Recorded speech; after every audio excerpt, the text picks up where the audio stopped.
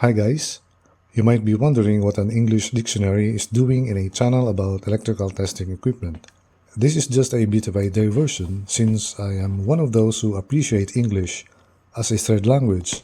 Since I am using English in my channel, imperfectly I might add, I thought I'd feature one of the tools of the medium.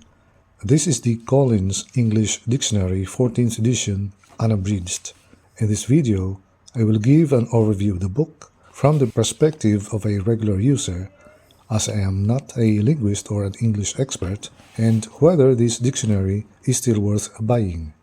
I ordered this dictionary from Amazon for about $50.85 US with free shipping. It weighs in at 2.5 kilograms or so, including its book sleeve here, which is a good way to protect the large volume when not in use. In terms of size, as you can see, the Collins Dictionary isn't that much bigger than my Webster's New World College Dictionary 4th edition. The book distinguished itself with a simple but rather imposing appearance. Collins infused the hardcover with black all around, except for the red and white letterings. The spine features the commanding identification of the dictionary, which will stand out in a bookshelf. The binding appears to be well made. Unfortunately, you will find no thumb index. This is a plain-edged dictionary. As to the paper, I was not surprised at all that they are thin, almost like Bible pages, except that these are whiter and more opaque, with minimal see-through. A side note here mentioned that the book was produced from independently certified FSC paper. It stands for Forest Stewardship Council, so that's good to know.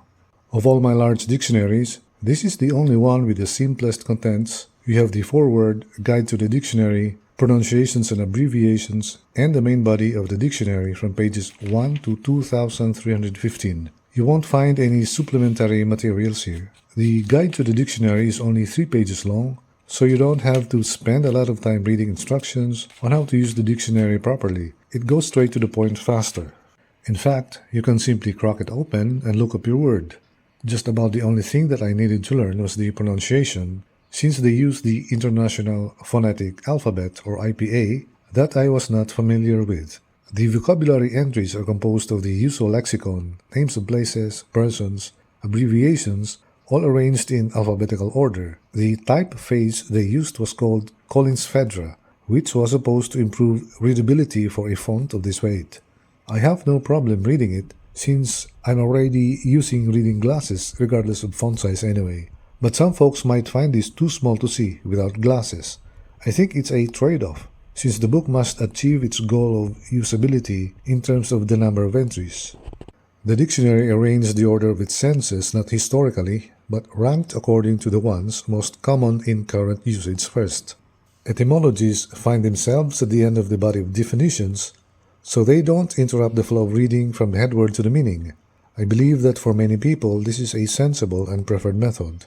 The matter inside the etymology brackets traces the origin of the word in a way that is, at least for me, easy to make sense as they explain it in English more.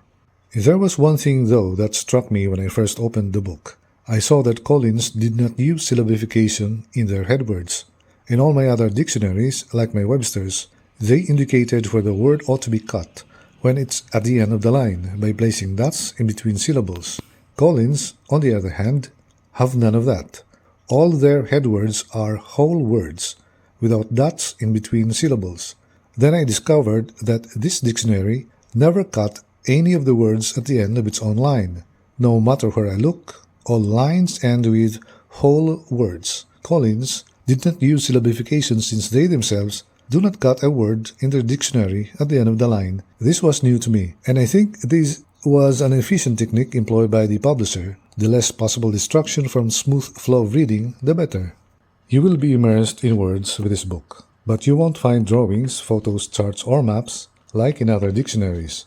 What it does have instead are the plethora of derivative terms that you won't find in some other dictionaries. Let's take one example, the word hard.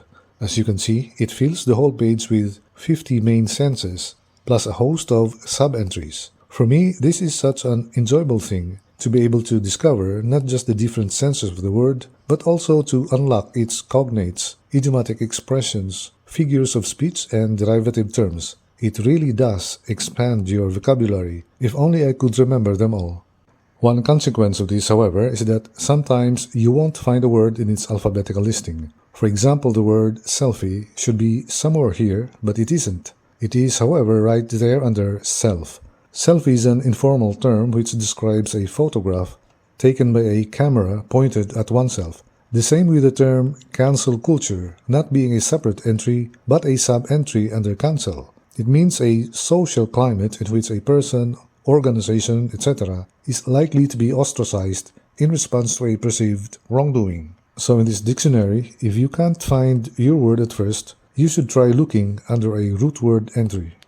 The volume contains more than 732,000 words, of which 1,700 are new words and meanings. Having said that, just because it is an unabridged dictionary doesn't mean that everything you might be looking for is here. Not quite. You'd think that the words patient zero, which I believe to be a fairly strong term given the recent pandemic, would be here. It isn't.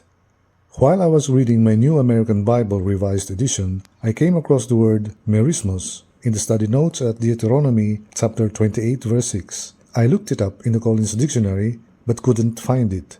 Apparently it is a rare rhetorical figure. To be fair, the word isn't found either in Webster's Third New International Dictionary unabridged online version. Is a printed dictionary still worth buying when you can just go online and find word meanings? Indeed, that is a reasonable notion, and I go online for this purpose as well. However, for me, the printed dictionary has that quality of being legit and official. I'm not saying that online sources are not legit, but simply that the printed word has permanency. You cannot just edit a word that has already been printed down on paper.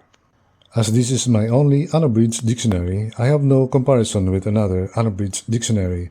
It would not be fair to match this with the College Dictionary like my Webster's New World College Dictionary 4th edition, since the Webster's cost much less.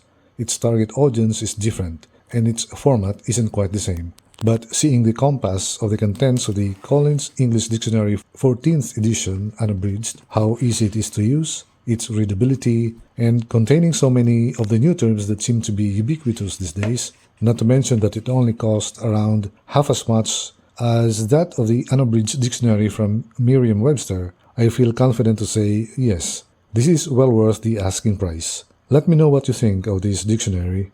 Thank you for watching and stay safe.